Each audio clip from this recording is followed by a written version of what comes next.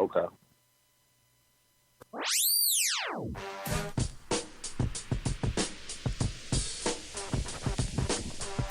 It's time for the shop report with Barbershop Jay.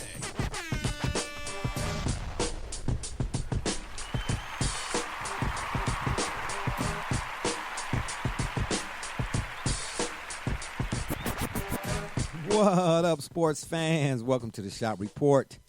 I'm Barbershop Jay. I'll be your host for the day. Here's what's happening.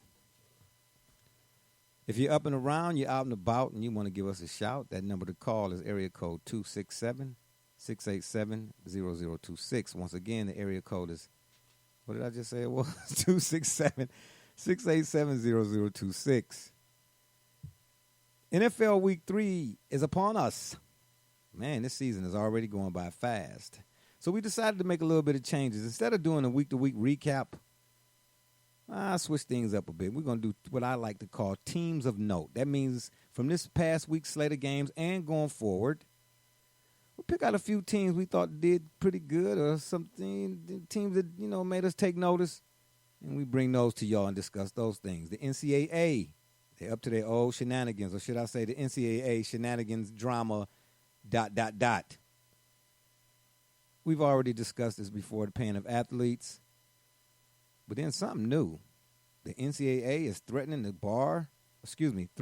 bar California colleges.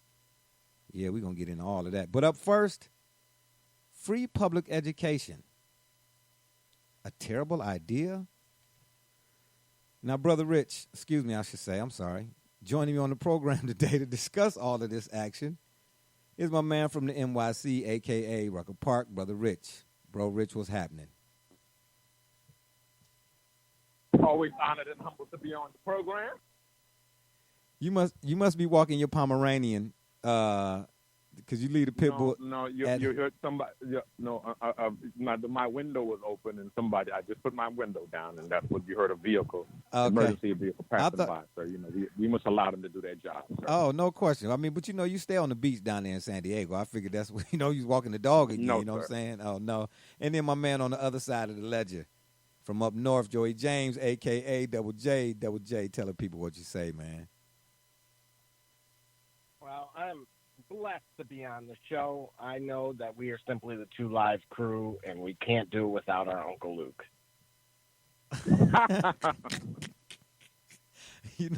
You know what, man?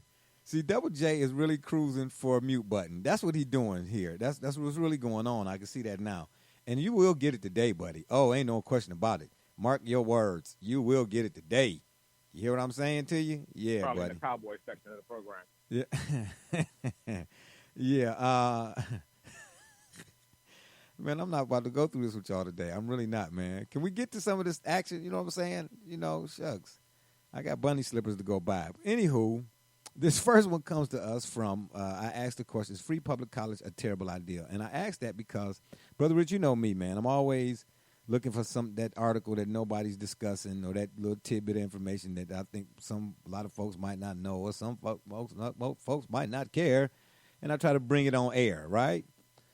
So I'm throwing mail at the job the other day, Fact. and I come across this publication, and I don't usually have time to get all of the information in order to subscribe to it or whatever the case may be. So I just wrote the heading of the article. I wrote it down. And I figured when I get home, I'll Google it and, do some investigation and whatnot. Well, here's what's interesting. Let me read this to you first. Macalester College is a college in St. Paul, Minnesota. The president, Brian Rosenberg, says in this article, and he wrote for the publication that he wrote for is called the Chronicle of Higher Education. Are you familiar with it, Brother Rich, by any chance? I am. Okay. Double J, what about you? You ever heard of this publication called the Chronicle of Higher Education? I sure am. Oh, good. See, I'm telling you, I told y'all the dynamic for the co-host has got to be on point, right? I told y'all that. Oh, and the chat lines are open as well, too. But bear with me here. Let me see what we got here. If you want to chat with us while we're on the air here, you can do so at Spreaker.com. Type in the shot report, and we catch all your little chats or chit-chats or whatever and hip hats. But anyway, I'm reading a portion of the article, like the first paragraph. And this Brian Rosenberg, president of Macalester College, he says that free public college is a terrible idea. he also said something else, kind of giving his reason why he thinks it's a terrible idea. And I could not read the whole article because when I came home and Googled it, the Chronicle of Higher Education's website, they want you to subscribe. They don't even give you a little taste of the article, what's being said. All I need is a paragraph or two, and I can pick from it, and I get y'all on, and we can go with it from there. And I'm like, what, a subscription? So I click on the subscription. They got two. You can do one for 1 year, which is $27 million. And in the 2 year, my gosh, you know what I mean? It's like when you walk into the Rolls Royce dealer and ask how much it costs. He says, sir, you don't belong in here. You know, that type of deal. So I was like, wow, that's crappy. So that's why I sent you and Double J the text. Like, if you all gather any more information on this guy, when we get to discussing, I'd like for, of course, when I get to calling on you all, to weigh in or whatnot. But here's what he's saying as part of his reason. This Brian Rosenberg. He's saying not part of his reason, but this is something else he said in addition. Let me say it that way. He says, while some low-income students would benefit from free public education, he says mostly it would increase inequality. So before we get to that second part, Brother Rich, I'm going to start with you. The idea of free public college being a terrible one is what, in your estimation? The idea of free college is a must. I just did it as I was preparing for this interview. I was doing some research on this. Did you know that at one time to go to the quote-unquote Ivies, it cost less than $8,000 a year? To go to the best colleges in this country at one time, Harvard included, Yale, Brown, the top university, Princeton, it cost under $10,000 at one time to get the best education. To go to a community college in those times cost $800 to $1,000 a year. Education, the government and the society should provide education for our children, for our society, for our future, to benefit the society. You can't say you have democracy and have an illiterate population. I was taught that if you have something called democracy, you must have a literate population to support a democracy. Yes. Because if you have an illiterate population, you're undergirding your democracy with people who don't even know the issues. So you have today is most of the people are not versed on the issues. So education, free education, quote unquote, is a must. I agree with that 1,000%. Can you hold that thought? You said when you have an illiterate population, what you have is a dictatorship, basically. Fact. You see what I'm saying? So I love what you just said right there. See, that's 1 + 1 = 2, not Common Core math, not 1 + 1 = 12.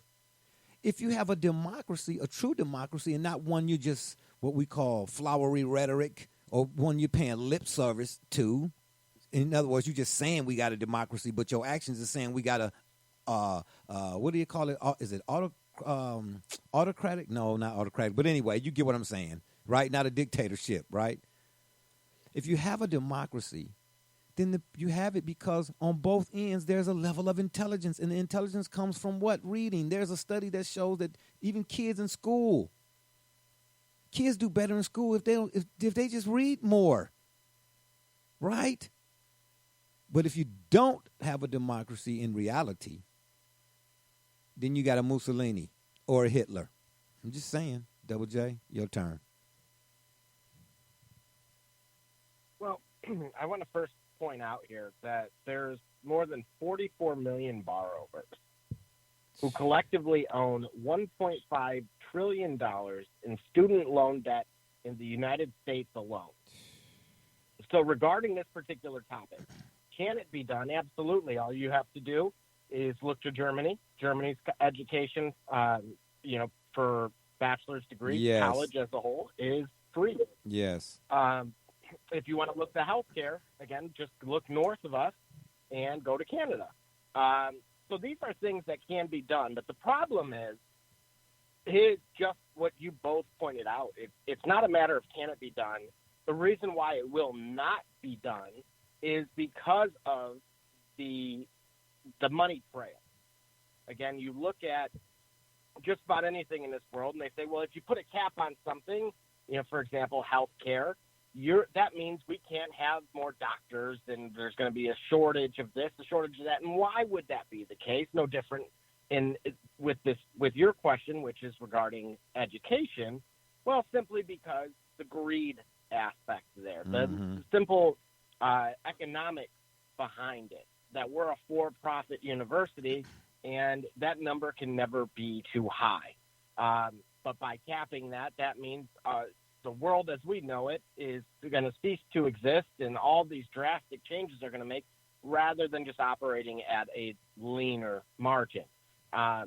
So, again, I have a very realistic approach to this. I simply believe that, unfortunately, the world that we live in wants somebody that is capable of operating machines, but not smart enough to take the owner's job. So it's by design.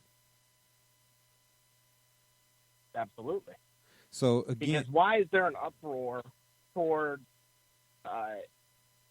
other alternative educations that exist presently?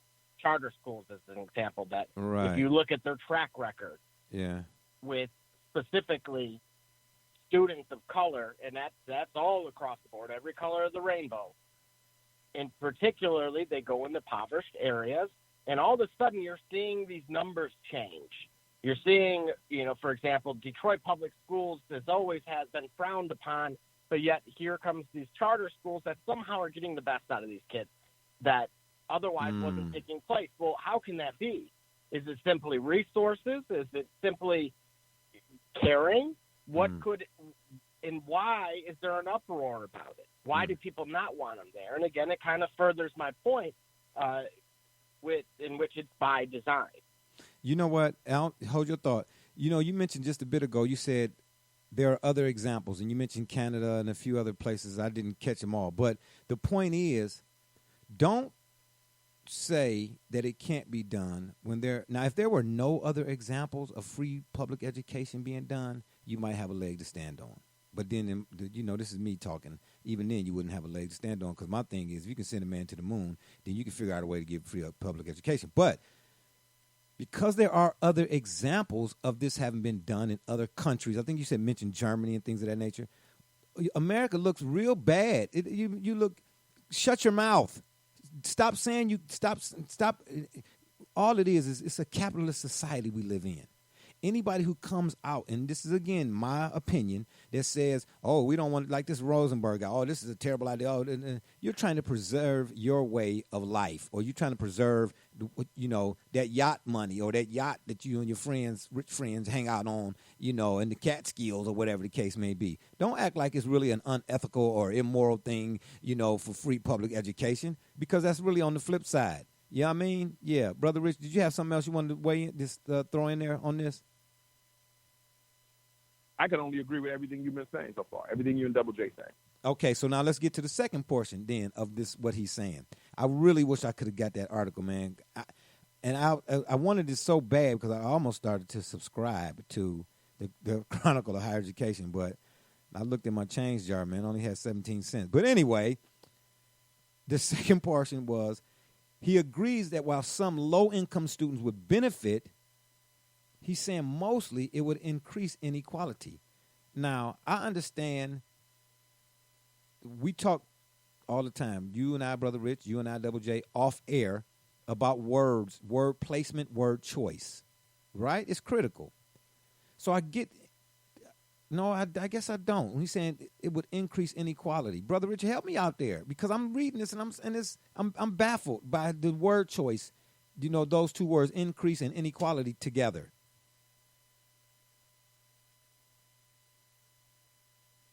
Jay, I don't know what more in terms of what you're saying and what we're talking about. I don't know what more to add to it, except that in every sector of society, we're seeing today people's hypocrisy on full display. Every government, education, sports, politics, and this is just more of the continued hypocrisy that's coming and rising, and we're seeing, and is being pointed out by programs like this and people like you and Double J, and we're looking at this and saying, okay, why does this kind of stuff continue to exist? So on top of what you're talking about, we got to look and say, well, okay, wait a minute. What kind of industry are we permitting? And how long has this gone on before people are starting to point this kind of stuff out? Okay, how gotcha. long has this kind of really is injustice? At the end of the Yeah. day, all this stuff shows how society is weighted so unfairly. And then the question becomes, how long has this kind of stuff gone on, and why are we just pointing this kind of stuff out? Yeah, because my mother does a Readers for Leaders program, okay? She was a teacher. And the reason why I say the two words that this increase in inequality, why they're together, why it baffles me, I don't understand how making a society more intelligent, how that would increase inequality. How do you associate inequality with better education, Double J? It's just simple. Inequality is what makes the world go round right now. Oh. They don't want equal. Okay. Yeah, we got some truth jumping out over here. Continue. What happens when you and I have completely different backgrounds? We came from, one came from the suburbs, one came from the inner city. We both end up graduating from high school. We both end up in the same college because at this point it's free. We both complete the degree, and we both go for the same job. At that point, we are both qualified. You're talking about their concern is too many chiefs and not enough Indians. And ultimately here, that sounds that the hypocrisy in that statement is mind-boggling, because you would want, if you're America, the almighty, the greatest country in the world, you shouldn't travel to an inner city, you name it, Atlanta, Detroit, Chicago, and it looks like you're in a third world country. That is that is a direct quote from a young lady who was teaching in Pakistan and came to America. Now she is a teacher for Detroit Public Schools. She started at the Atlanta Public School System when she first was moved because of her cooperation with the U.S. government. And that was her response. She couldn't believe what she was seeing. And you're starting to hear it time and time again that America only represents really capitalism. Yeah. And it's on full display now for the world to see that this is ultimately the result of what greed looks like in its glory, if you will.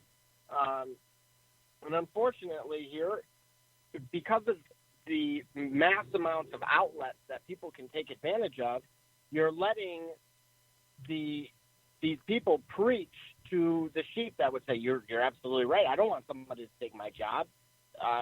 So everyone feels threatened.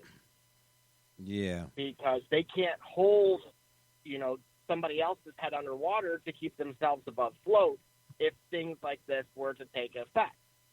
Yeah. You mentioned greed. You stole my thunder right there, doggone it. But it's the pockets. As always, the bottom line is the pockets. Being greedy, of course. I got $15 instead of giving you $5 so that you'll have something, but you say you're my boy so we can all eat something. I'm going to keep the $15 and laugh at you because you can't afford nothing. But anyway, the number to call if you're up and around, you're out and about, and you want to give us a shout, area code 267-687-0026. That number again is area code 267-687-0026. All right, let's move on to some NFL action. Good stuff, by the way, fellas. Now, the first couple of weeks of the NFL season, the 2019 NFL season to be exact, Mundo, we were doing a NFL recap, right? Games played, we come here, we discussed them. They got a little long in the tooth. It was a few games, like I said, I really didn't think were worthy of discussion. So I kind of went back in the lab and I said, man, I don't want to stop doing that part. It is the NFL season or whatnot. So what can I do to kind of sweeten the pot a bit? And I decided to came up with what I like to call teams of note. I'm watching all the games, or as many games as I could this past weekend, and I'm like, wow, okay, that team, in other words, teams that stood out to me, so to speak. So I put together compiled a list, right? First up, of course, on the docket here are the Jacksonville Jaguars. Double J, who is this Gardner Minshew? The dude come off the plane with the mustache. I'm not going to even mention what kind of mustache it is because a whole lot of people is making reference to this mustache. But the Jags thumped the Titans, who, by the way, thumped the Browns 20-7. Who is Gardner Minshew, Double J? Well, Gardner Minshew is somebody that, dare we coin his mustache vintage. Yeah. Yeah, right. He is somebody out of Mike Leach, the old Texas Tech, the king of the air raid offense. He is a product of that. He is somebody that was drafted, again, very reminiscent of Tom Brady, late, 6th round. And he had told people time and time again that the kid had the tools, but oftentimes this is, you go back in the history books for this, that those in the Mike Leach system oftentimes were overlooked or passed up on simply because they thought that their stats were nothing more than a product of his system. Bill Belichick. Yeah, right. And so with that being said, the kid was given a chance. He's got, a decent receiving core. He's got a decent O-line. And what you've seen these teams do is not respect him. They disrespected the man by loading the box, saying, we're going to make you beat us by throwing the ball, and we're not going to allow you to have Leonard Fournette exposed, whoever the opposing team is. And he's been doing that. He's actually, from the moment he came into that game, doomed, he's actually been quite the breath of fresh air. Yeah, I lost you for a second there, but I'm with you on that. Brother Rich, let me throw it at you as well. Are you sold on the Jaguars now that Minshew is behind the helm and Jalen Ramsey's not going anywhere? I'm telling you that right now. You see the Jags are winning that AFC South? Because I'll go on record right now. I thought it would be the Titans. But anyway, we'll get to them guys in a minute. Yeah, what do you say about the Jags, Brother Rich? Are they the team to beat now in the South? Absolutely not. Come on now. Let's get serious, man. Come on. No, it's only 3 games in. How are we coming to that conclusion already? Absolutely not. All right, well, we can move on. I was just asking the question. We'll stay with you, though. Can you believe that the Buffalo Bills are 3-0? Do I need to say that again? Certainly I can. Oh, stop it. Well, okay, so you can't. But here's the thing. You're a Cowboys fan. As a loyal Cowboys fan, as I said to you, we said to you on the program last week, you Cowboys Nation, you all should be disappointed if you weren't 3-0. Look, this is the Buffalo Bills. I lost you. You went out there for a second. 3 times. This is a team that went to the Super Bowl and lost 3 times. 4. 3 times. 4. The Buffalo 4. Pardon me, right. 4 times. Yeah. So I mean, that they're doing well during the regular season. They have so much to prove. They got to win probably 2 Super Bowls before we even take anything they do seriously as a franchise. But now, if any other team was 3-0, it'd be party poppers. No, because here's the thing. I think that we got to pay attention to the fact that this season has had a lot of injuries in the NFL. Quarterbacks are going down. Players are going down. Major injuries. Yeah. So you got to watch. You got to watch till things flesh out. And a lot of teams have been, as we know, very disappointing. So we got to deal with all of those things now. We at least got to get to midway before we really take any of these standings seriously. We really got to do that. Well, I mean, before the season started, everybody was up in an uproar. I know beer cans was flying off the shelves, in regards to certain teams, but it's all good. Double J, the Bills are 3-0, man. Are you buying Super Bowl tickets? AFC Championship tickets? Not at all. No? No, not the least bit. They've beaten 3 of the top 5 teams in the next year's NFL draft. And so they will be 3-1 because they're going to get a nice reality check with the New England Patriots and the aircraft coming into town. And so I'm sorry. You're talking about an A.J. Greenless Cincinnati Bengals team. You're a disaster with no Sam Darnold with the New York Jets. And then, of course, they're playing a Giants team that still had Eli Manning at the helm. I'm not buying it. And I will say this. The only thing that I am buying over there is that nobody circles the wagons better than the Buffalo Bills, and nobody parties harder than the Bills Mafia. Darn Skippy. Oh, and speaking of the Giants, even though I didn't pick the Giants for this one, or did I? I'm looking at my notes here. Excuse me. Eli's trash, but never mind. We'll get to that when we get to it. Anyway, yeah, it's a guy over there in New York that's playing with that Giants. Boy, he's looking real good right now. Brother Rich, don't say nothing. Don't say. I got you, because I got the mute button. It's ready. Locked and loaded, baby. I will say, let me be the first to say here, I am quite surprised at the Indianapolis Colts. Brissett in particular. And I know they played the Falcons, but I mean, if we go quarterback to quarterback play, Jacoby Brissett has outplayed. I mean, he outplayed, what's the guys for the Falcons' name? I know it. I'm being cynical here. Matty Ice Cream Cone Cupcake Ice. Yeah, something like that they call it. Yeah, Ice Cube. Okay, yeah, got you. But Brissett outplayed him big time. So here's my question to you. Even though it's been only a few games, small sampling size, and I get it and all of that, the Colts now seem to be in the driver's seat for that AFC South crown. Or do you think the Texans and Deshaun Watson is going to have something to say about it at season's end? I think absolutely the Texans have something to say about it. That's why when you were ready to hand it off, I couldn't understand that, because you have Deshaun Watson, who is showing improving his mettle. Certainly the Colts are in there, but you cannot discount what the Texans are intending on doing, improving this year. You can't discount that. Yeah, but I can. And again, I think we have to take into consideration the rate at which players are going down this year. We have to take into consideration the rate at which apparently, and because we know the nature of the game, we know the nature of the sport, that injuries more than anything factor in this game more than anything. Exactly. Yeah, my reason for not playing fantasy football. And I mean, when you talk about injuries, I mean, I think somebody else on this program had not only said that, but has continued to say, what about NFL injuries? You cannot be dismissive. Okay? It's a collision sport. Collision is if it's not collisions, then it's flag football, right?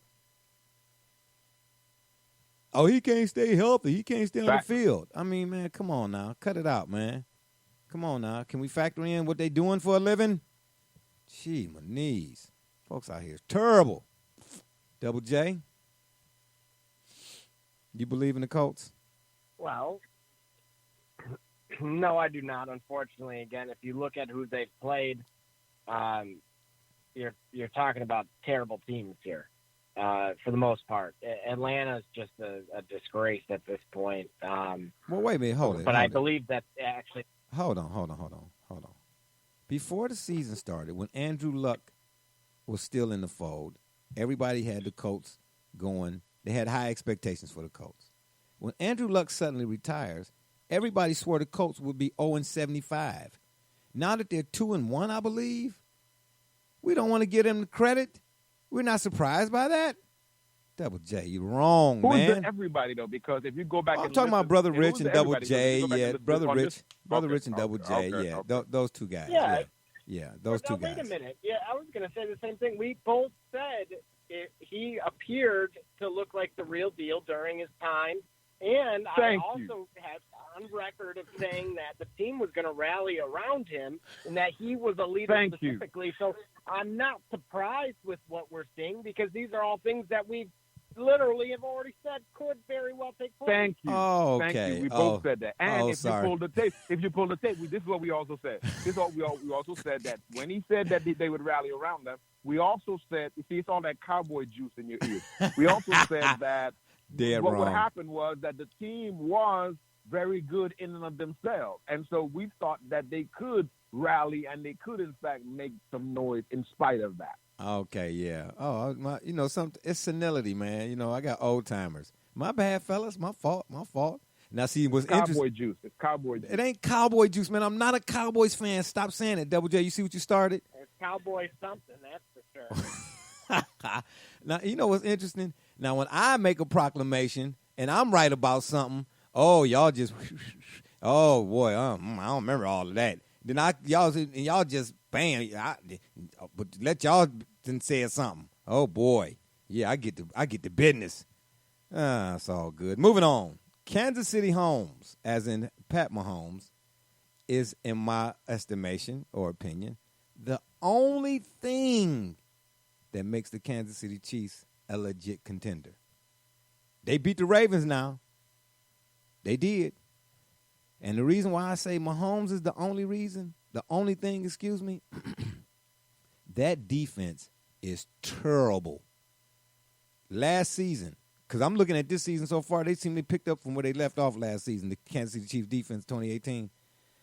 They were ranked in any defensive category that you would register, total yards allowed, points allowed, game, all that, no higher than 14th in any one of those statistical categories, and about as low as 27th in total team defense.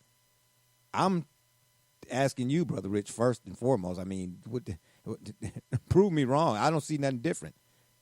I see the Chiefs maybe playing the Patriots in the AFC Championship and Andy Reid taking another L. Tell me I'm lying. Well, we probably see that with you, but we probably see that with you. But here's the issue here. Here's the issue. In this team that we have, and in this phenomenal young quarterback, we have the potential for this young man to literally outgun you, literally fire, where literally his team may give up 45 points, but he may score 57. So this is the issue we have here, where that makes this team and this young quarterback a viable threat to really do it this time, because he's never had this kind of weaponry where you have such a phenomenal young talent, where each and every week I just follow on Twitter, like he just every Sunday Patrick Mahomes trends on Twitter, and it's for something crazy. That he's done something and that's just true. Spectacular. He's made some moves, and so when you have a young talent like that now, that is he's more than an equalizer in a scenario, a series where you have who is now being referred to as the heir apparent to Brady. I think that we really have to take that seriously now, and perhaps there's a potential for. That's why so many people believe there's a potential for a vastly different outcome this time. And you know what? I won't disagree with that in principle. Double J, before you say anything, this is me weigh in right quick. There seems to be not once in a generation, but every generation, one or two or three guys in the NFL that just are kind of like head and shoulders above everybody else at that position. You know what I mean? You just know that guy's like a Hall of Famer earlier in his career. Elway was one of them guys. Marino. You get what I'm saying? Jim Kelly or whatnot. And Mahomes definitely looks the part. He looks legit for real. But the thing is, to me, that defense is so bad, man. He gonna have to put up, like you said, I said 60. He gonna have to put up 60. He might have to put up 60 when they get to the playoffs. Well, the way they going, if they keep, stay the course, they'll probably get a first round bye, because their offense is a juggernaut. It's insane how good that offense is. That's why I just don't understand. Andy can get you through a regular season, lickety split. We get to the playoffs, all of a sudden, you don't see the same offense. But that defense is so bad, man. He gonna have to put up 60, man, probably in each round, even with a bye. You get the divisional. Yeah, you get a first round bye, and then it's like a divisional, and then it's the AFC Championship. So and in the Super Bowl maybe, you're gonna have to put up 60, man. That defense is terrible. Go ahead, Double J. Well, I certainly first and foremost want to give him every bit of the credit that he is due. He's putting up numbers that are on an unprecedented pace. I mean, you talk about who he's in the conversation with, and you're talking about all of the NFL's great. However, I'm going to dangle this one thing over your head here. And that's unfortunately what's known as the Madden curse. Oh, my gosh. And don't do that. I hate to be that guy. I really do, because of what he's doing and what he's done up to this point. Apparently not. You don't hate to be that guy. You're doing it. Fear. Well, and now here's the thing, too. Look what he's done. Look what he's had to work with. A lot of people, there's very few in this league that you can take your starting running back out year to year and still keep the same number. So your number one receiver goes down. Usually there's a drop in production there. And this guy keeps going. It's not just – it's one thing to say next man up mentality, but oftentimes you hear, well, if you're really a great quarterback, it doesn't matter who you're throwing to. And he's proving it. You know, again, Tyreek Hill, the gentleman who's now on the Browns, who's suspended for a few weeks, that's, you know, where we're at this point, because he's not on the team. You have Damian Williams, who is has-been from the Dolphins, and then you have LaShawn McCoy, who, you know, again, he looked good in that offense. Himself, and these guys, oh, he sure does. He looks good in that offense. Phenomenal. He looks but real again, why good. Is that? And it's because they have running lanes because of the defense respecting Mahomes. And that's the sign of a great quarterback. Yeah, but you know what, though? I watched that game, and we'll talk about the Ravens, too, right quick after this. I watched that game, though. Yes, Mahomes is definitely a threat, a big-time threat. But they was using McCoy. They was using Shady in the passing game, and he was hurting them in the passing game, too. It wasn't necessarily Absolutely. about handing the ball off. Wanted to bring him in. Yeah, I thought the Eagles was going to snatch him up. You know, and to the Ravens right quick, man, they're going to get Lamar Jackson hurt bad, man. That 2-point conversion, I can't remember if it was early on, late. It might have been late. Yeah, when the score was close. That he almost it was looking bad for a minute, man. It was looking bad, man. They're gonna have to really design it, because I get it. They do have an identity, the Ravens do. You know, run the ball. You know, they physical and all of that, whatnot, man. But they're gonna get that boy hurt, man. Because just like Baker, we'll get to him too, of course, in a minute. Teams like we're gearing up for him. You know what I mean? They tired of hearing about the read option and all of that, man. You know, them defenders, man, when they was laying wood to him, you know, there was a little extra oomph behind a couple of them hits, man. They gonna get that boy hurt, man, the way they running him.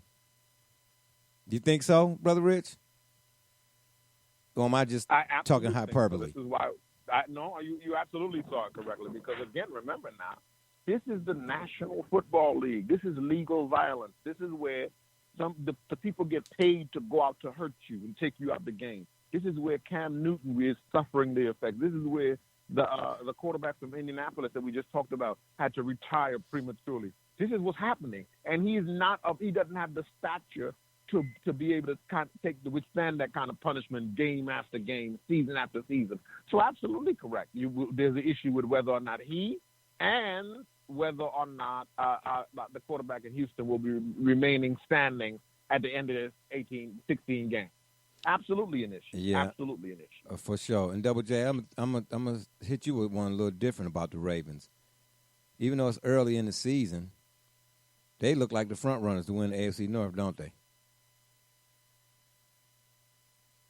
Oh, absolutely. I wouldn't close the casket quite yet on Pittsburgh, although Minka Fitzpatrick didn't exactly make a name for himself in the right way this past weekend. But I do believe that they will be they'll still be a somewhat of a force to be reckoned with. I think unless I'm intrigued to see what happens with A.J. Green, because, again, they thought he would be back by this week. It doesn't appear to be the case, but he's still not on IR, so we'll see.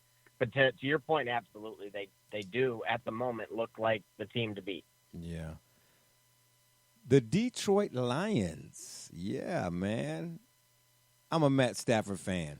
I am. And Double J will tell you, Brother Rich, I'm in a group called the what? What is it called now, Double J? It used to be called the Ultimate Michigan Sports Lounge. Now it's called the Lee Farmer. What's all that about anyway? We probably don't even have time to get into all of that. Well, This is, speaking of an Ohio guy, there's a gentleman by the name of Lee Fulmer. Apparently was a graduate of Youngstown State, go Penguins.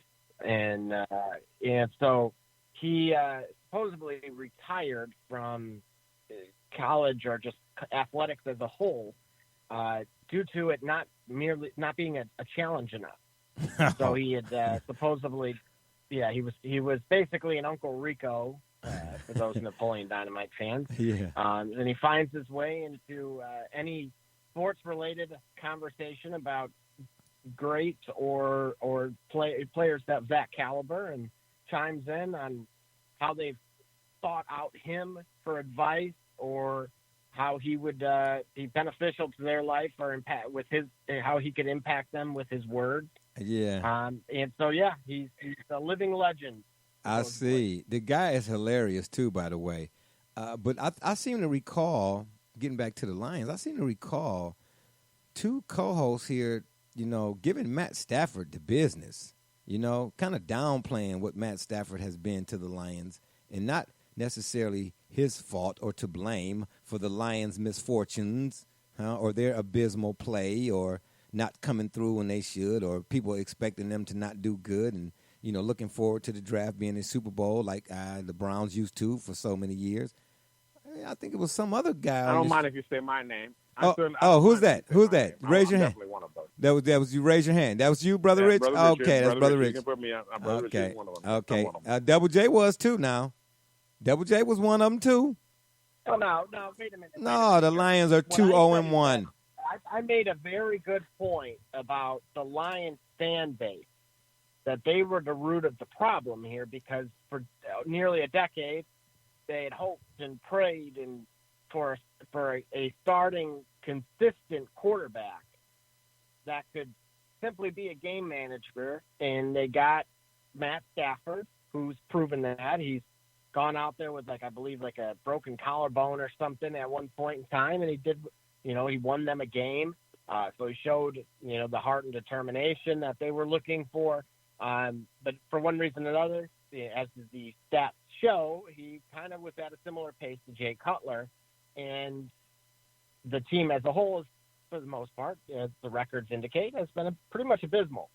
So I pointed out that you can't really win with them, and so I clearly indicated if he would have taken the place of Gardner Minshew, you'd probably seen the same results. You would have put him in place of Dak Prescott. Your Cowboys would probably be in the Super Bowl. So again, I had mixed feelings about it because as I clearly stated, it's more so the fan base than him. Wait a minute. Did you just who did you mention Matt Stafford in the same sentence as? What quarterback did you just mention him in the same sentence as? Before you said Minshew? So look at from an analytical standpoint, it is very reminiscent of Jay Cutler. So disrespectful. Jay Cutler was a narcissistic. I have yet to meet a person from Vanderbilt or that attended Vanderbilt University that did not or was not obtuse. And when I say did not, I mean did not have a stick up their butt and walking around with their nose in the air. I know another guy, I used to sit on we all know, I used to do the sports professionals panel with Les Levine, sat next to another guy. I will not mention his name here on this program. Terrible, narcissistic. Oh, my gosh. Guy thought he was so full of himself and weighed 226 million pounds. But anywho, Jay Cutler. He had a lot. It's called the Southern Ivy. They have a view of themselves. They have a view of themselves. It's called the Southern Ivy. Southern Ivy? Like Swedish ivy, the plant? Got you.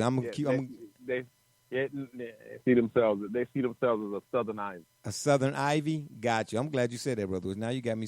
Now you can give me a little bit of information. Now I can use it for the common everyday folk I run into. But yeah, Jay Cutler, he had a live arm now.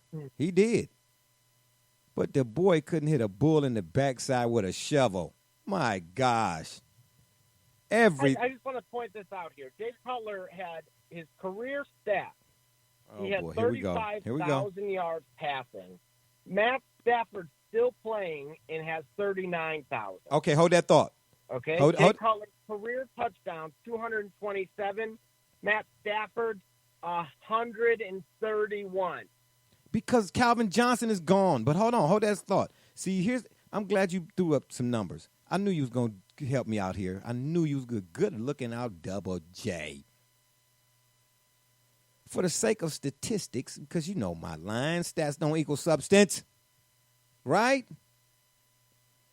Phillip Rivers has 55,000 passing yards here recently, because I saw that in the Facebook thread. And the question immediately followed was, is he a Hall of Famer? Well, guess what? Here's how I feel about your statistics. In not all cases, but in a lot of cases, Vinny Testaverde has over 46,000 passing yards in the NFL. If you think that Phillip Rivers and all them other guys in them numbers going to get to the Hall of Fame, explain Vinny Testaverde to me. Huh? I rest my cases. Well, no. I believe Phillip Rivers will get in the Hall of Fame. I know, but here's what I'm saying to you, man.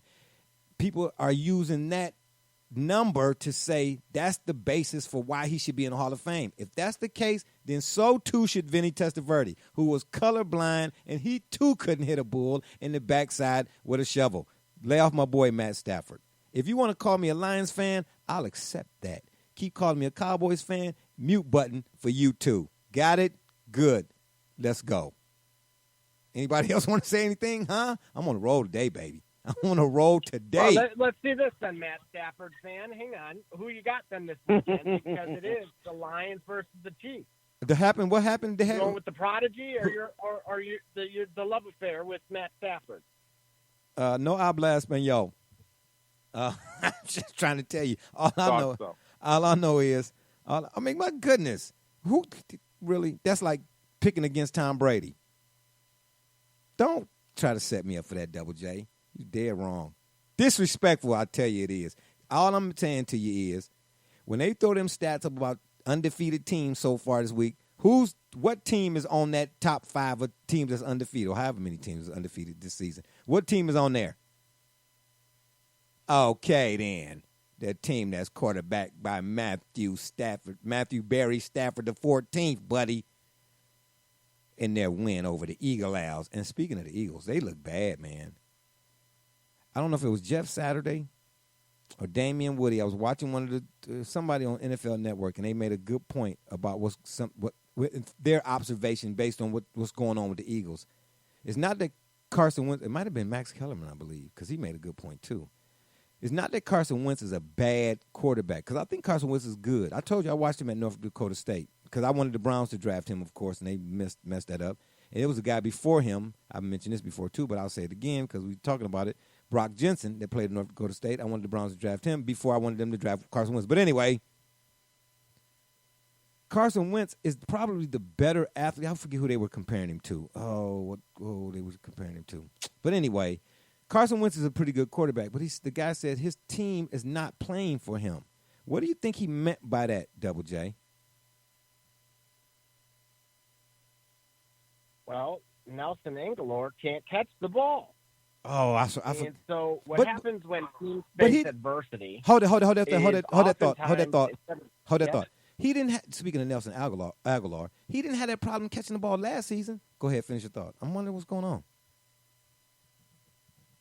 Well, again, NFL locker rooms they're almost like stocks in many respects. The volatility of an NFL locker room is something that can be, triggered very quickly, depending on, and this will I'll question Carson Wentz's leadership, because if you look at when teams face adversity, some rise to the occasion.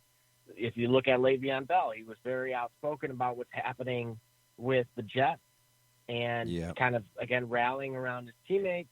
And instead, if you look at what's going on in Philly here, you're seeing kind of the opposite. You're seeing already early in the season that people are starting to somewhat pack it in. And keep in mind, they're still without Golden Tate. There isn't really any reason to push the panic button like they are and become individual-based rather than team-based.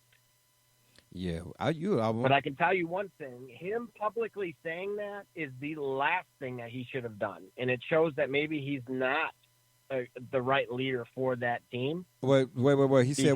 He said what publicly? Run that back to me. Run it back.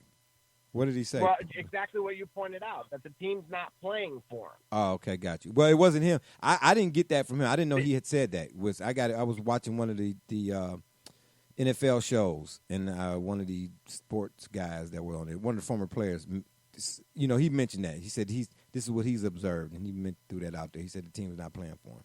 But only a former player would say something like that, or a current player. That's why I said I thought that was very interesting. Yeah, I mean, Oh, absolutely. Yeah, I don't know. I like Wentz, man. I do, and I'm kind of surprised at the Eagles so far this year. Speaking of the... I'm not. Yeah, why am I not surprised, Brother Rich? Why am I not surprised? The guy lives in San Diego, y'all. I'm trying to tell you. Guy walks on the beach for lunch. People like me, I'm working at the post office, that type of deal. But anyway, San Diego must be nice. Speaking of the Phillip Rivers-led Chargers, did I say that right? Didn't sound right. Or the Chargers led by Phillip Rivers. Woohoo! The Chargers led by overrated Rivers. How about that? Because that's what I got here on my notes. Yeah, overrated he is to me. My man Deshaun Watson balled out against the overrated Rivers Chargers. That offensive line for the Texans is a little bit better he got, but, franchise quarterback, but no franchise offensive line, so to speak. I just don't see how the two add up. You know what I mean? You got to have both. But anyway, Watson is balling out, man. You can see he got them boys on his back, man. When I said Mahomes would be the reason why. Whatever the success the Texans have this year, it's going to definitely be because of Watson. And I'm so disappointed in my man Duke Johnson over there. But let me throw this out here, too. We mentioned the 55,000 passing yards by Phillip Rivers, overrated Rivers. And I said, if that makes him Hall of Fame worthy. To be more specific about Vinny Testaverde, for his career, 56.5 completion percentage, 46,233 passing yards to be exact, 275 touchdowns to 267 interceptions. So where does that put him, I ask again? Vinny Testaverde, all these folks, quarterbacks with these gaudy numbers, and folks immediately saying, they should be in the Hall of Fame. But then I say what Vinny's numbers are, because I've had this conversation with other folks before. I tell people what Vinny's numbers are. Oh, he ain't Hall of Fame worthy. Why not? Why not? He's 4,000 short or whatever of the Breezes and all of them guys. He up there almost at the 50,000 mark. Why shouldn't he be in the Hall of Fame? But anyway, Deshaun Watson for the Texans. Brother Rich, you impressed by what they did against Go Chargers? Absolutely. Oh, my God. Without a doubt. That young man is, again, another one of those quarterbacks that portends to be the future of the league. Absolutely impressed. Absolutely impressed. And as we said at the beginning of the season, go back and pull the tape, we talked about the Chargers. They're running on a treadmill. They're not going anywhere. They never go anywhere. They're not going to go anywhere. It's a moribund franchise. And they have ticket problems. They got management issues. They're there. They're just selling tickets. That's all they are. They're just collecting revenue. Yeah, I see that. Yeah, I got you. I don't disagree with that. I can't. Double J, you got something you want to say on that one? Well, yeah, unfortunately, they're at best an 8-8 team. They've already, this early in the season, you spoke about injuries. I mentioned that's really where I gave the credit to why they would lose to the Lions. Additionally, I will say this. They will get in the win column this time around because they are traveling to Miami, otherwise known as junior college, the U Part 2. Oh, that was so disrespectful. So disrespectful. And who might get in the win column? Who is exactly you saying? Be specific. Who's traveling? I'm saying that San Diego will win this next game. Yeah, I was hoping you would say because they're going against Miami. I was hoping you'd say the overrated Rivers show. The overrated Rivers show. Oh. Yeah, Phillip Rivers is overrated. You got to remember this. Terrible. Trash. So I spoke a lot about greatness. Okay, I never said Phillip Rivers was great, but he's been consistent. No, I'm not even saying you. Phillip Rivers. What happened? Oh, Double J, you know that's for disrespects. Don't strike out here today. Don't do that. Who you said Matt Stafford is what happened? Matt Stafford is Phillip Rivers and Jay Cutler combined. He's going to be somebody that'll play 15 years or longer, and he's going to put up those similar stats to Rivers and Cutler. Ooh, man, I hope the Lions make the playoffs.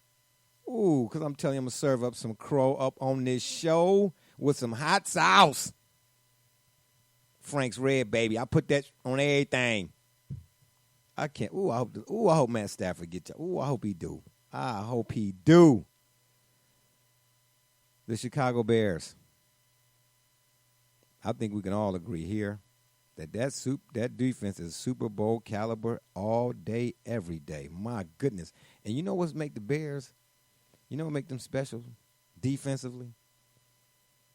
They got a household name or two at every level of that defense. We already know what they got on that D line, but you got them linebackers, Trevathan and Raekwon Smith. They got two linebackers. Come on, man. And what is it about the Bears, man? They keep some linebackers throughout their history. I'm talking about all the way back to Butkus. Urlacher was one of my favorites. Singletary. What is it, Double J, about the Bears, man? And do you look? They might not be the 46, but they sure look like the 47, 48, and 49. Okay, holla at me about that Bears defense, Double J. Because if the offense can be anywhere consistent, like maybe 21 points a game, ooh, my goodness, that NFC, Aaron Rodgers especially, that's for my cat RB. They better watch out. Go ahead, my bad. Say your thing. Well, absolutely. You know, they are very reminiscent of the 2016 that went to the Super Bowl. That's a good point. Like you said, studs across the board. However, offensively, they look abysmal. No. The quarterback play. Abysmal? Oh, they're terrible offensively. Well, I know Washington is not really a litmus test, but I don't think that they're abysmal. Taylor Gabriel and really? You think they so? Are terrible offensively. That sounds personal, Double J. Is it personal? They want to give the ball to between the running backs. They supposedly have a stud running back. They don't want to give him the ball, so they throw Cohen in. And again, look at how they won that game. I watched that game from start to finish. And I said, well, to the surprise of no one, the Bears struggled to move the ball.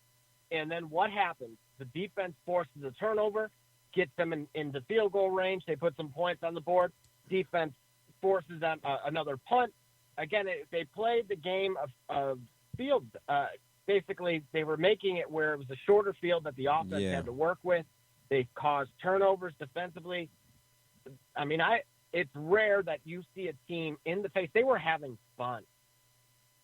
With Case Keenum. Yeah, that Bears defense. That Khalil Mack, man. My gosh, man. People talk about Aaron Donald. I've never seen a team go off. They were jumping off sides because they wanted to get to the guy first. They wanted to get credited with the sack. Yeah. It was a fiesta defensively. Well, it was a stat fiesta for that defense. Well, my gosh, Double J. Tell them how you really feel. Brother Rich, you impressed with that Bears defense? Without a doubt, it's the Bears. That's what they do. You know, certain franchises, that's what they do, and they pride themselves on that's their get down. They intend to put it on you like that. Do you think they're wasted? Do you think their offense will waste their defense this year? Absolutely, because you got Mitch Trubisky. Come on now. You got Mitch. Any offense lining up behind somebody named Mitch Trubisky is in trouble. Man, you can't do that on the show, man. What you doing? That's foul. You can't say that. My gosh. You know what? I'm gonna have to get a bar of soap for some folks over here. They're gonna need somebody. Some folks over here gonna need a bar of soap. Ralphie, you shoot your eye out. Yeah. Well, I mean, I don't disagree with you on that in that regard. But Mitch, man, he a hometown kid. Whatever happened to that? He went to Menor. He was a Menor Cardinal. You know what? To be honest with you, I believe the Browns have had the Browns have gone through several hometown kids. Excuse me. Oh man. Oh yeah. I'm so glad I got my boots on because it's getting deep in here. Woo! Trying to sift through all of the muck, so to speak. Yeah, I couldn't even say Mitch is a game manager right now, but I'm not so sure, man. That I don't know.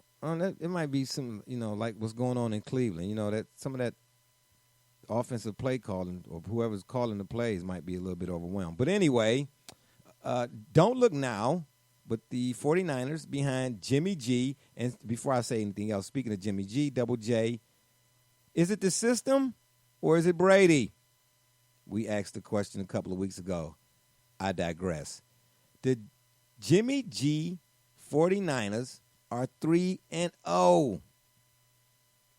Are there any more Steelers fans in Cleveland? I haven't heard from them in a while.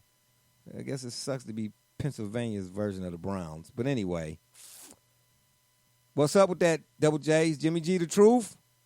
Or is he a product of Bill Belichick's system? No, absolutely. I think he's a good – he's just like Jacoby Brissett. He's a quality quarterback. And don't ask me how these guys all end up on the Patriots. And the other 31 teams pass on them where they're getting them in the 4th to 6th rounds. So we'll just let that, we'll just try to move past that. Yeah. But nevertheless, you've seen it in record last year, and I stated that before, that simply put, when the guy was on the field, the team was winning. So I'm going to actually credit him because when he took him off the field last year, they couldn't win anything. So then it's not. So then it's Brady. Then and it's not the system over there in New England. No, not in the least. You cut out on me. What'd you say? Not in the least what? That's karma. See, that's what karma do to you. Because it wasn't me. I didn't hit no button. No. I'm saying I've said from the jump that is 50-50 system to Brady. Oh, yeah, you did say that. My bad. I just wanted to see if I could trip you up a little bit. Brother Rich, how you like them Niners?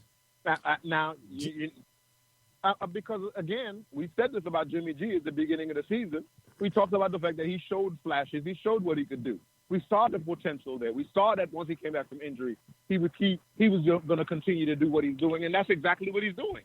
He's continuing to do what he was doing prior to being injured. Okay, so then let me pose this question to both of y'all, and Brother Rich will stay with you on it. You got the Niners and the Rams fighting for the division. Who do you trust in one game to win the division between the Niners and the Rams? Goff or Jimmy G? Or Jimmy G? The Niners. They have a better quarterback. Jimmy G, without a doubt. He's a better quarterback. I don't trust Goff in any. Goff is competent. He's a good, decent quarterback. But he's terrible on the road. Favor him over Jimmy G. Yeah, he's terrible on the road. Absolutely, that's terrible. Exactly right. Yeah. I don't favor him. I don't trust him in that scenario at all. Terrible Absolutely on the road. Not. What about you, Double J? In one game to win the division, Jimmy G, Jared Goff. I'm actually going to go Garoppolo here. Why am I not surprised? You know what? You and Brother Rich, y'all lightweight hidden Patriots fans. Well, y'all keep calling me Cowboys fans. We can't pick Dak Prescott. We know you want to pick your quarterback, but we can't pick your quarterback right now. Oh, I know you. Real talk. Real? Are you serious? You saying you ready to try to say Dak is doing? Now see, if Dak was, now y'all acting like Stephen A. Stephen A. Y'all just expect the Cowboys to do terrible, man. I'm glad Zeke got his money. That's all, man. If that's what make me a Cowboys fan, so be it. I'm glad Dak is balling out. Because if he wasn't balling out, my gosh, it'd be a line of folks from around here, from all the way down to the donut shop down the street, on the east side, and I'm on the west side. All the folks lined up to say, Dak is terrible. That might be true. Stephen A., get him. You see what I'm saying? Every week that I don't have to hear Stephen A. or nothing come across my Twitter about Stephen A. says something about the Dallas Cowboys is cool with me. Yeah, son. And I ain't even put the Cowboys on the list this week because they balling. Double J, what you got to say? You want to say something smart? Do you want to say something smart? I didn't think so. And speaking of the Browns, I got a few points I want to make on them. Hear me out. Last season's play calling was innovative, but so far this season, I mean, it ain't but a few choice words I could use to describe it. Bizarre, boring, bewildering, and that's to say the least. Freddie Kitchens. Now, don't get it twisted. Let me tell you, I do want to see the Browns do well. My grandfather sat me down when I was 5, man. I watched my first Browns game with my grandfather. He taught me everything. I want to see them win, if not for my sake, for his sake and all the other folks in this town that's down with the Browns. But, man, that's what we're going to do on the next show. We might not even do a team to watch thing or whatever I just called it, team to note. I'm going to pull up, because Herm Arvey, we had this conversation years ago, and I pulled up the teams who had went from worst to first and the time frame in which it did. It should not take a NFL franchise that's as beloved and heavily invested by fans as the Cleveland Browns 2,700 years to get it right. Sorry. Freddie Kitchens seems overwhelmed. And I say that in particular. See, most people want to talk about at the end of that game when they was inside the 5 and they ran the ball on whatever it is, passed the ball 4 straight times from the 5, and then I guess on one play, whatever it was, 4th and 9, they called a draw play. Who didn't see that coming? I'm not even talking about them 2 plays. If you watch this drive for the Browns right before the half, you ran the same play 3 times with the same formation. I couldn't even get it out. 2 wides, and you ran the same formation. I mean, you ran the same plays. Now, you know me. Players execute, coaches coach. I don't put all the blame on the coach. But in that instance, man, I'm sitting there watching. Thank you. I was waiting to hear when we will mention the players here. Okay, thank you. But so you saying the players don't have accountability? Is that what you're saying? Don't start. No, I'm saying that the player has accountability. That's what I'm saying. Oh, okay. I'm saying that the loss this week begins and ends with Baker Mayfield. No, it does where not. Begins and ends. No, it does Baker not. Mayfield. No, it does not. No. And I'm gonna get Baker. He got some stuff to do too. I'm not done. Let me finish. But it don't begin and end with him. When you run the same look, we talk about coaching all the time, and I say it's always 50-50. But in that game yesterday, the other day against the Rams, and I watched that guy run the same plays in the same formation, that tells me. I mean, I can't even say what that is. Not on this show. My mama listened to the show. That was dumb. I wish I had a beat button. What NFL, a high school defense would have saw that coming. They do not allow Baker to call his own plays yet. If they do, it's not with so much. Baker ain't got nothing to do. But Jay, hold on. I got a rebuttal what you're saying though. No, right. no. Okay. The issue wasn't whether they. No. You know what I'm talking about before the half? We got to ask it. Right before the half, the drive before the half. Here's my question to you. Yes, I particularly watched this game for this particular reason because I wanted to see what was going on. And here's what I saw. Now, you could tell me, did I not see this? I don't know the technical specifications of the game as well as you and Double J know, but here's what I know. I know that what you always use, your language, the eye test. And I know that when I looked at looked at Baker this week with the eye test, I don't care what play you call. If he's holding the ball for 5 minutes against a team like the Rams with Aaron Donald and a line that's coming for you and coming for your neck, you're going to have a problem. So I don't care what play it is. The play, if he's not able to make that happen when the play comes in, he's not able to make whatever adjustment and allow himself to read the defense and make that adjustment there, you got a problem, man. That's what we got. That's what I saw there. Listen. Yes, Freddie Kitchens has some I because of the plays he's calling. Hold it, Double J. Hold your thought. And you're both right. You're both right. Yeah, exactly. I'm not saying that Baker is absolved from this. He looks crappy. He doesn't step up in the pocket or whatnot. But Double J, you tell me, what is the job of the? Why do you think that after that game, the first thing that folks were talking about, the national pundits were saying, should Freddie Kitchens turn over play calling duties? See, it's one thing to sit in the office. Go ahead, Double J. Go ahead. Go ahead. No, okay. Well, I want to remind you of what you pointed out. What was your biggest concern going into this season with that team? That's right. Brother Rich. so wait a minute. You got your pom-poms out. I mean, what you and Double J, this is a team-up week. Every week we're going to do this team-up against Double Barbershop J. That what we doing? BSJ? Good. Bring it. What did I say then, Double J? I'll let you tell the people. All 5 of them that's listening. Go ahead. You had specific concerns about both Freddie Kitchens' ability to handle the persona and identity as a team, and additionally, even more so, you've said this, I would say more times than that, which was the offensive line. And something I want to point out, regardless if it was Aaron Donald or not, Baker had 2 seconds or less to get rid of that ball.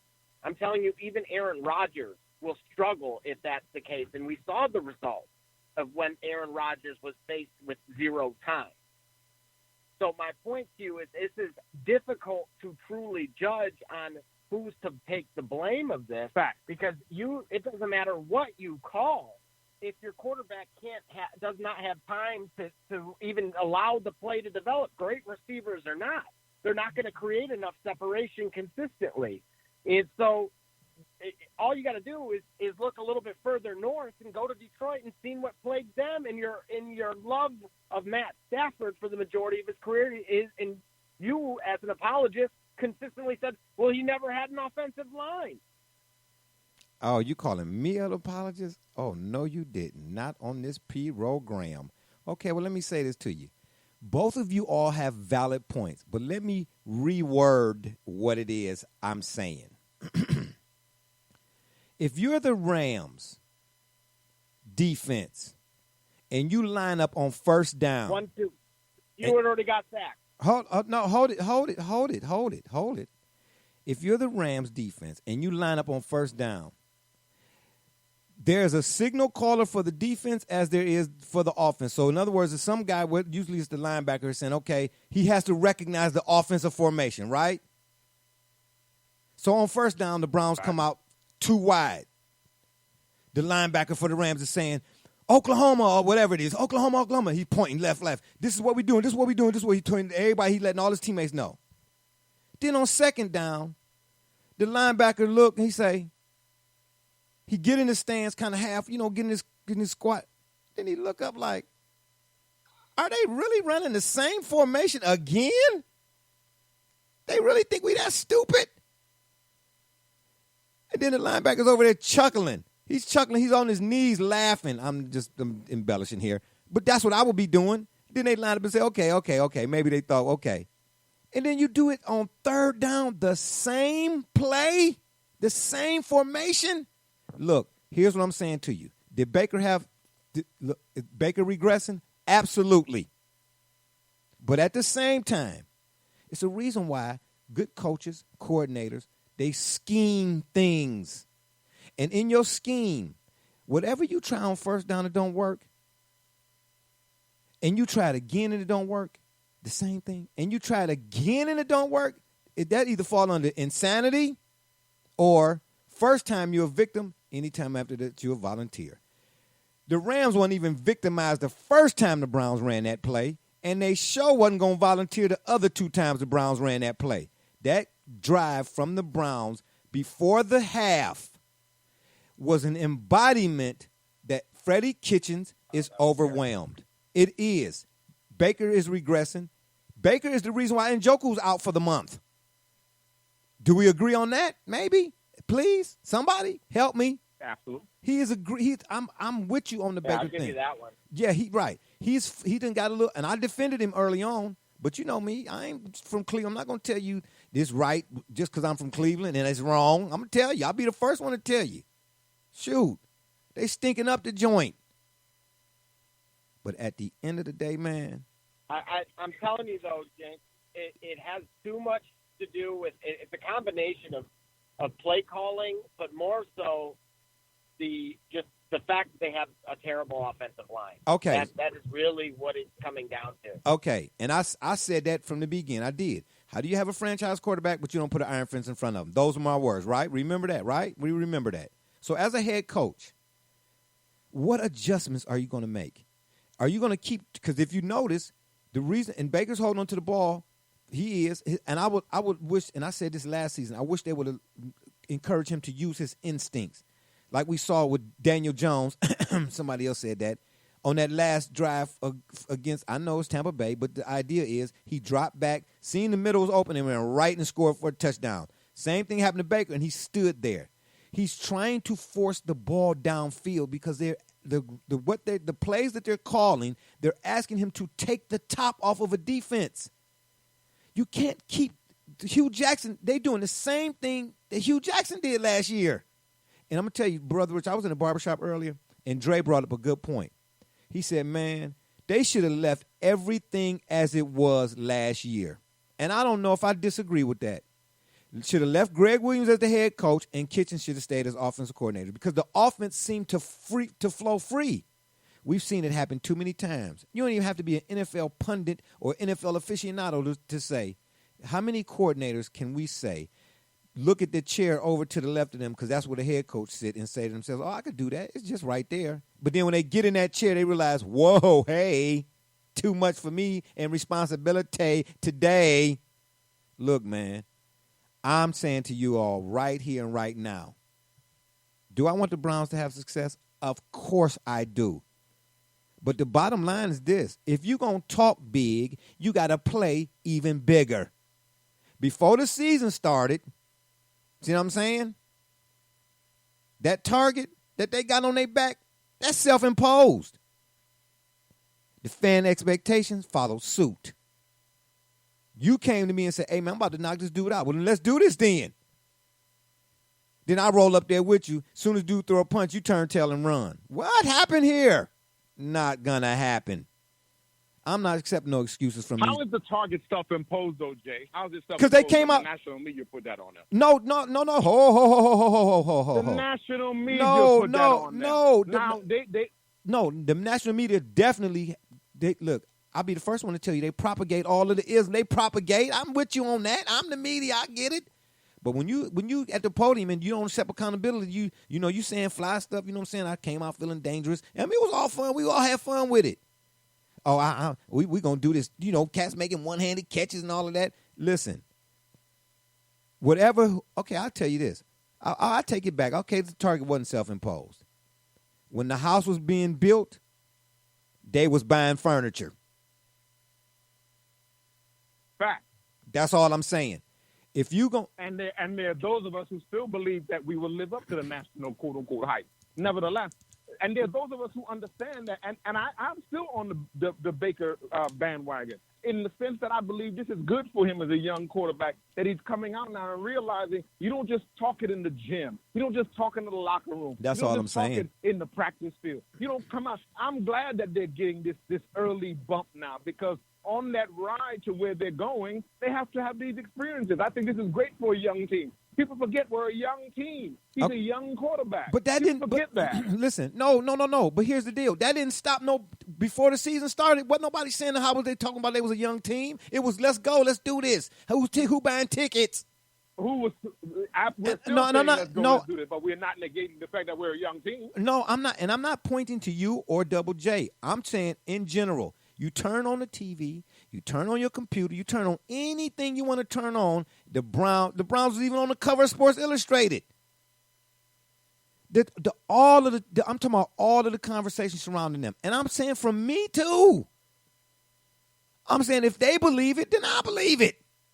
You cannot, listen, if you stay ready, you ain't got to get ready. And then nothing says this more than how the Titans have looked since then. Now explain that to me, please. Okay. Well, again, we again. Hold on, one at a time. At a time. Thank you. Go ahead, Brother Rich. Go ahead, Double J. Go ahead, Double J, because you're going right where I was going. So go ahead, please go ahead. Okay, let Double J have it. Double J can get this whooping. They heard everything else. They heard everything that you just spent the last 3 minutes explaining that everybody else was saying that they were crowned. And so you had every bit of motivation to go and be the first one to hit them in the mouth when they're not looking. That was all. The rest of the season, Tennessee couldn't care less about, and it's shown. But they, for darn sure, were not going to make Cleveland look like kings. Okay, so then Fact. So then I go back to so this. So much so that the player says it after the game. So much so he says it after the game. That they come out with the extra motivation to beat the team because of all that quote unquote hype. And guess what? Guess what? Guess what? I'll go to another sport for you. See what I'm saying? My dude Kobe. I ain't gonna even mention Jordan. My dude Kobe.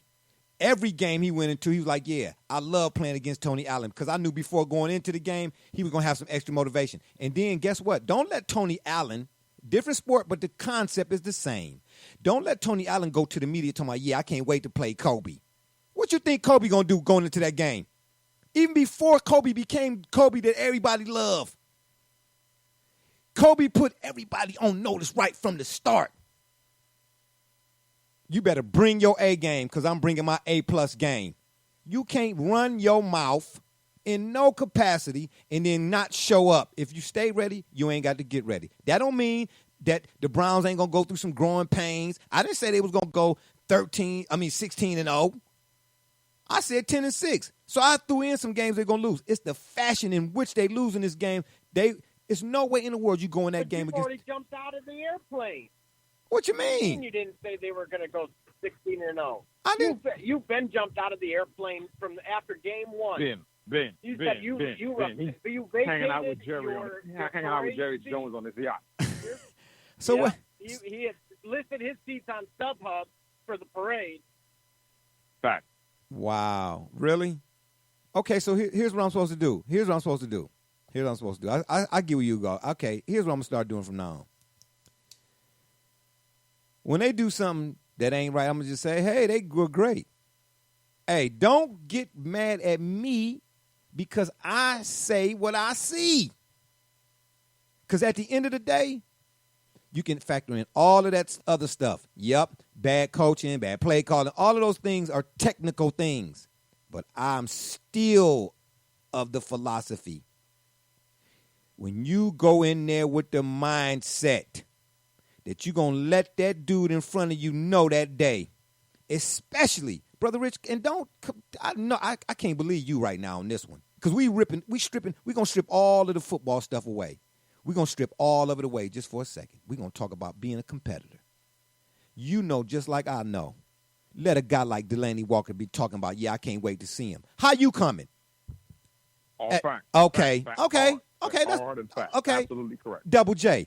You let you be on your way up to the court, or folks are like, man, we going up to the court to play this weekend, man, but Delaney been talking smack. What you gonna do? Now, even if you go to the park to go see Delaney, you might not win it, but you ain't about to let him come to your house and tear your mouth out, and you know he was talking smack too. Man, come on, man. And then the following week, Delaney get his mouth tore out by a team that they ain't even know. Man, stop it. Stop it, man. Stop. Yes, the Browns are a young team. Facts. True. That's what we deal with here. True or not true. See what I'm saying? The truth is, I believe they bought into it. They was smelling themselves.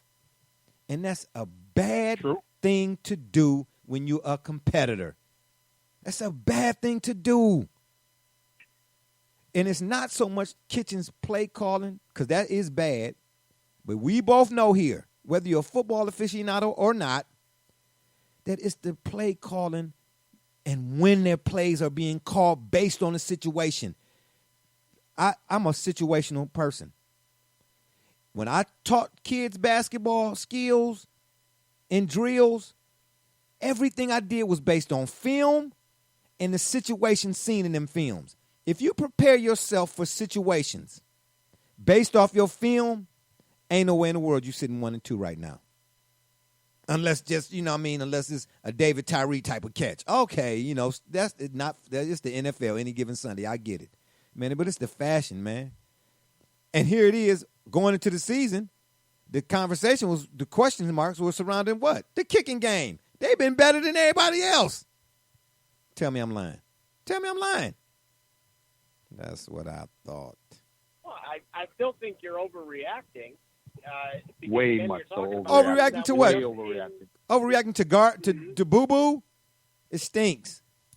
There you go, Double J. So what you trying to tell me is... I think what's happening right now is perfect.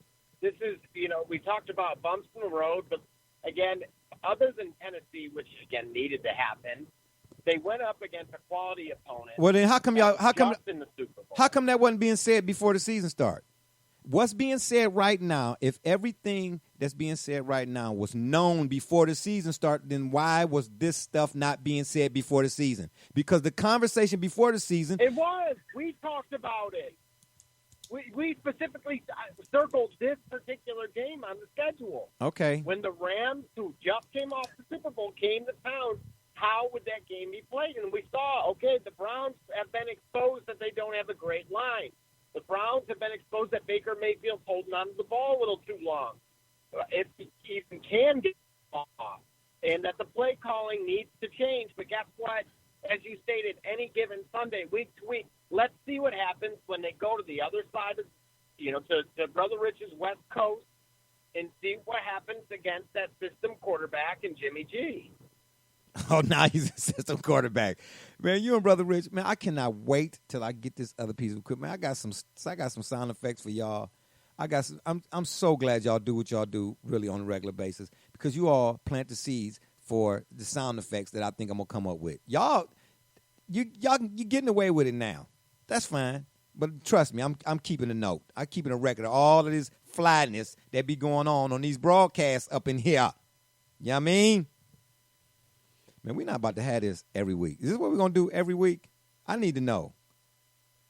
So I can take, start. We're going to tell the truth every week, and we're going to defend the truth and defend the teams that need to be defended. And my brother and the lie detector test determined that what you just said was a lie. Because y'all ain't telling the truth about me being a Cowboys fan. That's a lie. Oh, excuse me. Why y'all fibbing? That's all I'm saying, man. No fibrillations over here, okay? Look. I want the Browns to do well, all right? But I don't have time for BS. Oh, this guy here, man. This guy's hilarious. Oh, but WJ, you ain't gonna co-sign. Oh, I was waiting. There you go. There's the co-signment. That's why I hope y'all's loans bounce. I'm just trying to tell you. I hope y'all's loans really do bounce. I want the Browns to do well. I do. But I don't have time for BS. See what I'm saying? I don't gloss nothing over. Brother Rich, you know my funnel cake theory. Okay, that's what I thought. You ain't gonna put powdered sugar on it. Know it. Yeah, you ain't gonna put. You're not gonna. You know why this is all happening right now? What? Let's get to the root of this. Oh, here we go. The Cowboys are 3-0 right now. He's staring at himself in the mirror. Yes. His chest all puffed out. Got his Zeke jersey on. And feeling real good about himself right now. This is where I knew. Brother, I knew something. There was way too much going on here that I'm like, where is this coming from? And there it is. Okay, so Brother Rich, you co-signing that?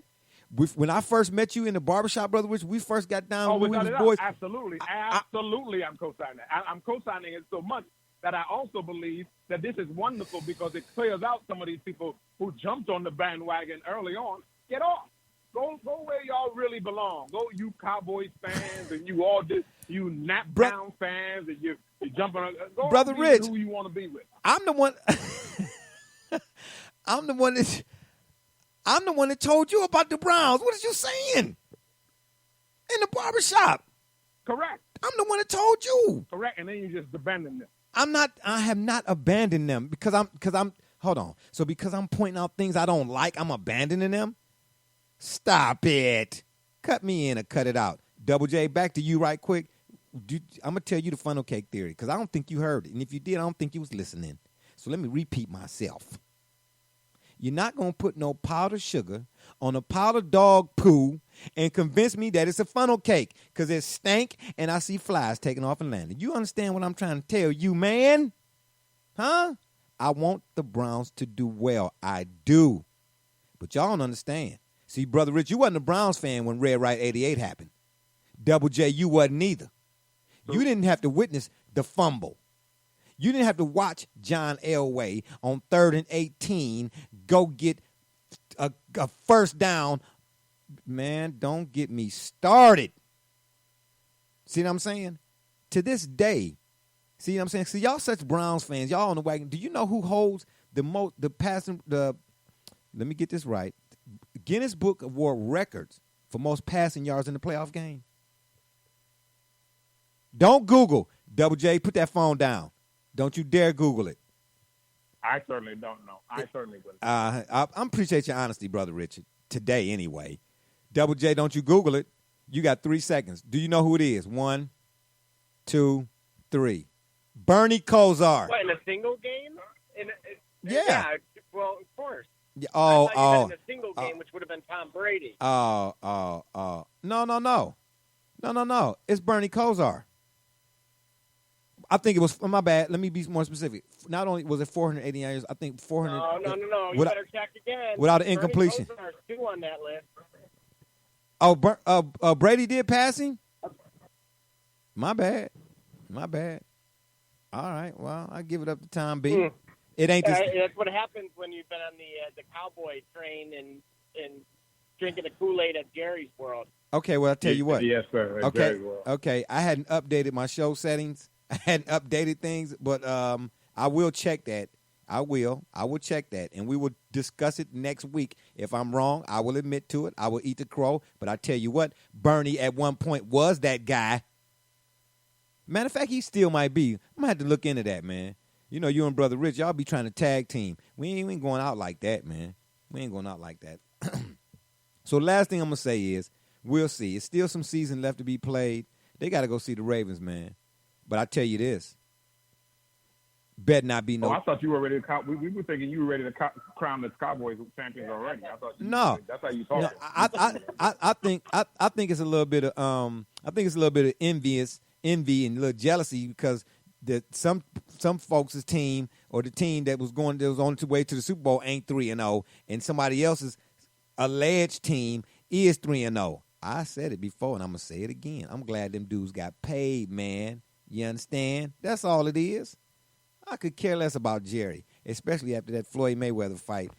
And Manny and Floyd didn't happen when it's supposed to. The number to call, area code 267-687-0026. That number again is area code 267-687-0026. We're in the last portion of the show. I'm so glad we got off of that right there. You deflect more things than a windshield, huh, Brother Rich? You know what, man? Yeah, Double J. You know what I'm saying? This is what I mean. This is what I got to deal with every week. I hope whoever listening out there, you know what I mean? I hope y'all's checks bounce. I really do. The NCAA is back in the news again with their shenanigans. And I found 2 things in particular. One we've already discussed, and I want to touch on again because I think it's pertinent and kind of coincides or works in conjunction with the other thing I want to read about the NCAA. And I'll mention these 2 things right quick. One, of course, is the paying athletes. Well, the NCAA says that paying student athletes hurts their education. I say that's absurd. Brother Richard, what say you? Is that absurd or no? Yes or no? Not only is it absurd, not only is it absurd, it's the ramblings of a lunatic. Okay. I mean, people have to ask the question, what are we looking at here? What are they asking us to look at? Are we still having a discussion about whether or not student athletes who are earning these institutions billions upon billions of dollars, if we begin to do some added up around here? Are we saying that those institutions of higher quote-unquote learning can't find a way to compensate those athletes for all that they bring to those institutions? No. We can't continue to excuse that. That's on its face. That's abuse. Yeah. Okay. And hold on, because we got a few bits and pieces here that I want to get to this before we weigh in all in that. Double J, is that absurd? Paying athletes hurts their education. Or find another adjective to describe. It ties right in with what you mentioned earlier. It's asinine. Okay, there you go. I appreciate that. Asinine. Because here's the deal. Patrick Herbury, and I hope I'm pronouncing that right. I'm going to give you all the spelling of this man's last name. He wrote this article. He's a columnist for the Washington Post. H-R-U-B-Y. So I don't ask Ruby, Patrick Ruby. I guess the H is silent. I don't know. Anyway, he wrote this article September 2018. Here's what he said in the article. I thought it very poignant. When it comes to preventing young athletes from earning a fair share of the more than $8 billion a year. Do you want me to repeat that? $8 billion a year generated by college sports. The NCAA is akin to a moralizing street mugger. I like that choice of words. He says it's not enough for the organization to flash a knife and demand players' wallets. It also has to go around and then tell everyone within earshot that no, actually, empty pockets are good. Excellent choice of words. He says that's how the NCAA argues that it's amateurism. Remember I said to you a while ago, Brother Rich, when we first kind of started doing this about that book I got called Entertainment Media, and before you even got to reading the pages of the book, but the guy, the author, Michael J. Parenti, what he said, that the media propagates all of the isms. Well, here's an ism, amateurism. He said the NCAA argues that its amateurism rules, which limit player compensation to tuition, room, board, and small cost of living stipends, but do not restrict sports administrators like, of course, Nick Saban, Alabama, from collecting millions, are necessary and justified because they protect and enhance athletes' education. I be doggone. I'm a fan of Patrick Herobi, whatever his name is. I think what he said here was dead on point when it comes to this whole NCAA as an entity and how they getting over and actually got the nerve to try to sell people on the idea that a guy who plays at a university, that the people who pay to go see that guy play and to buy that guy's jersey, that he can't get no money, but everybody else can, that they want to sell you on an idea that somehow that's a good thing? Am I missing something here, Brother Rich? Okay. No, you quoting it correctly, and you're not missing anything. Okay. Am I missing something, Double J? Okay. I didn't think so. You're missing how dumb they look. Okay. Okay, and I'm glad you said that because speaking of how dumb they look, they being the NCAA, did you hear recently, a couple days ago, they threatened a ban over student-athlete pay? Check this out. This NCAA, and it's not me. You can go to plenty of links here on Google where, it was a couple of folks that called NCAA a modern-day slave institution and the whole nine. That ain't my word. I'm just telling you, it's there. It's out there. They send a letter to the California governor, right, Gavin Newsom, basically demanding that he veto Senate Bill 206. Now, if you all recall, we had a discussion about Senate Bill 206. Remember? I forget the female senator's name, who introduced the bill about college athletes should be paid. And we talked about it then. Do we see this as what's happening? They want him to not only veto Senate Bill 206, but here's what they're saying here now. As you all know by now, if this is the NCAA talking, if signed into law, it would allow college athletes to hire agents, get paid for the use of their likenesses, and, of course, sign endorsement deals, right? That's Senate Bill 206. Here's what I found really, when I say laughable, when I read this, man, I fell out the chair and rolled down the street. And I live I don't live on an incline or a decline, right? Everything is flat, but I rolled down the street, right? If the bill becomes law, and California's 58 NCAA schools are compelled to allow an unrestricted name, image, and likeness scheme, it would erase the critical distinction between college and professional athletics. This bill would remove that essential element of fairness and equal treatment that forms the bedrock of college sports. Okay, I'm done. Why do we do this show, Brother Rich? I'm done. Why do we do this show, Brother Rich? Is it even worth it at this point? Well, we continue to expose the hypocrisy. So, of course, yes, absolutely. And this is the kind of hypocrisy that we exist to do, to expose this nonsense. Did you hear what I said? Let me touch on that last part again. Will remove the essential element of fairness and equal treatment that forms the status quo, the bedrock of college sports. Fairness and equal, them two words don't even belong in the NCAA, do not belong nowhere near in the same sentence. When a guy like Chris Webber, however many years ago, we saw the documentary, if you would, when he saw his jersey in the window, his name on it, it was for $275. But if I'd have bought him a hamburger, he faces a violation. Where's the fairness at in that, man? Double J, help me out here. Help me out. I'm about to go off, man. I'm telling you. It's absolutely ridiculous because all it does is allow – look, let's keep it a whole 100 here.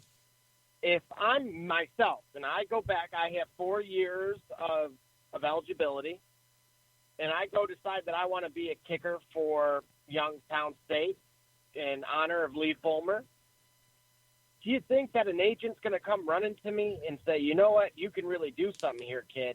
No, they're not. Exactly. However, if I'm the number one recruit playing in the Army All-American game, who we've been watching, again, from high school, there's kids that we're following. Look at Imani Bates out of Ypsilanti High School in Michigan. He was a freshman who won the state title. And everyone knows his name at this point. He's around guys like LeBron James. You're telling me somebody like him should not make a penny off of his likeness? I don't get it. And if he were to do so now, because I'm sure Nike would probably want to swoop in now if they had the opportunity.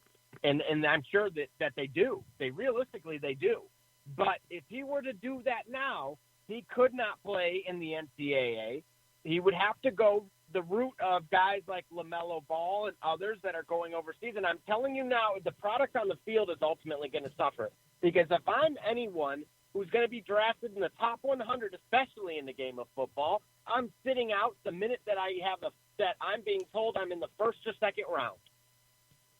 Because unfortunately, I have to protect myself. And you're going to see it time and time again, and it should happen. Until these guys say, we better do something about this. Until you hurt them financially, they do not care. And that's the only reason why they care now. They don't give a darn about these kids.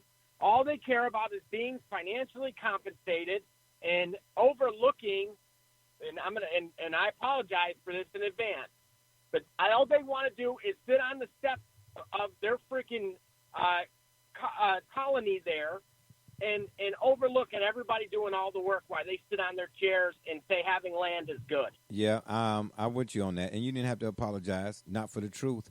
I like how you worded that. It was decorum written all over it. Yeah, I appreciate that. But it's the truth.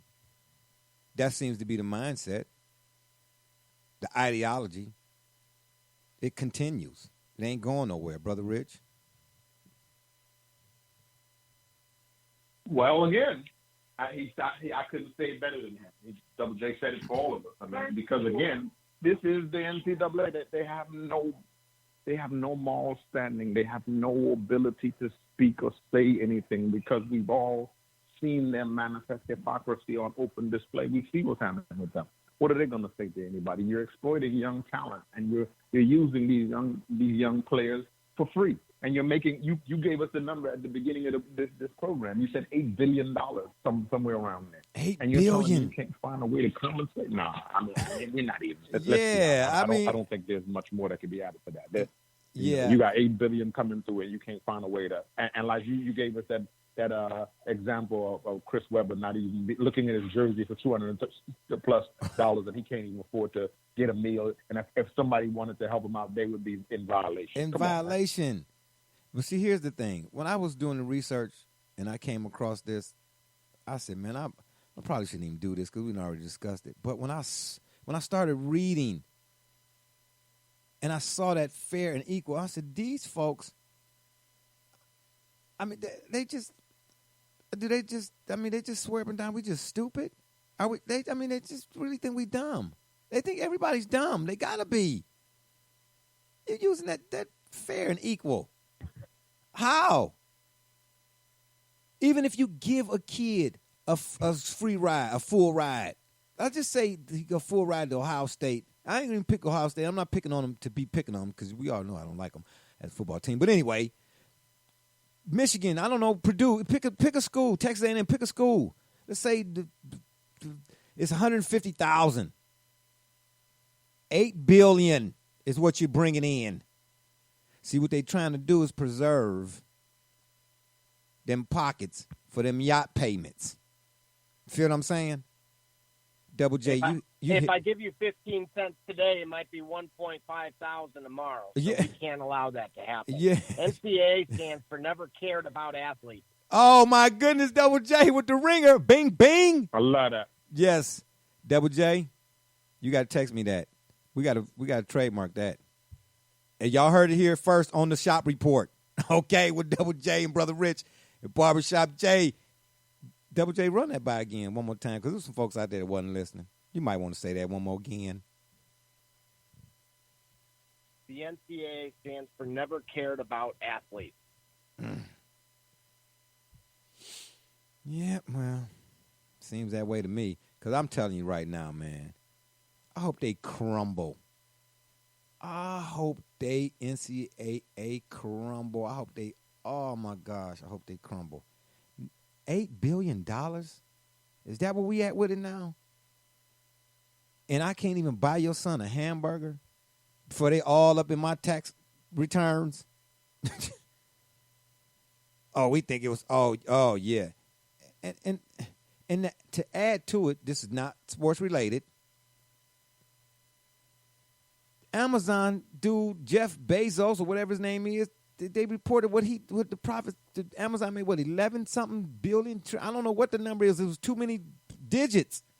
And you ain't paying no. Remember, the number that you're saying, is add to that, tax-free. Amazon. That's what no taxes. But for you and me, the folks that make $9.95 an hour, welcome to Wendy's. Can I take your order? The tax man cometh. Come on with it. I'm about to crack your head. I want to point this out. I wrote a $6,000 check as a small business owner, a payroll check.